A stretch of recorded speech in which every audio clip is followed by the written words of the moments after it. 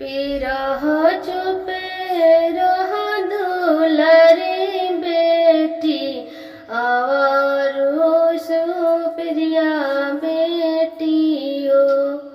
चुप रह दुलारी बेटी आवारो सृष्टि बेटियो। तोरे खातिर पापाजी के घरवा साजल आवारो दुअरवा साजल बड़ी हो सुहावन लागे हो। तोरे खातिर पापाजी के घरवा साजल आवारो दुअरवा साजल बड़ी हो सुहावन लागे हो। कैसे चुप रही पापा हो तोहरे घरवा राता भर के बसेरा बाड़े हो।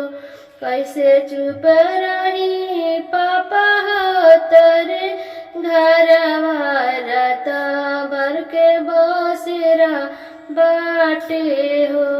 होते बिनु सरवा पापा होते जी देव दूसरा घरवा भेजी देव। होते बिनु सरवा पापा होते जी देव दूसरा घरवा भेजी देव हो।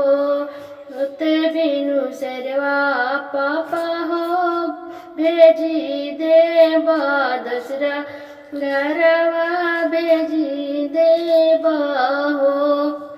नजरी से भले बेटी हो दूरे रहबू पापा के जिगर से नाही हो। नजरी से भले बेटी हो दूरे रहबू पापा के जिगर से नाही हो।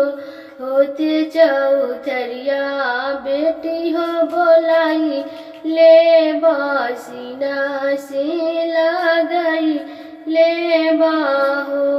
होते चौथरिया बेटी हो बोलाई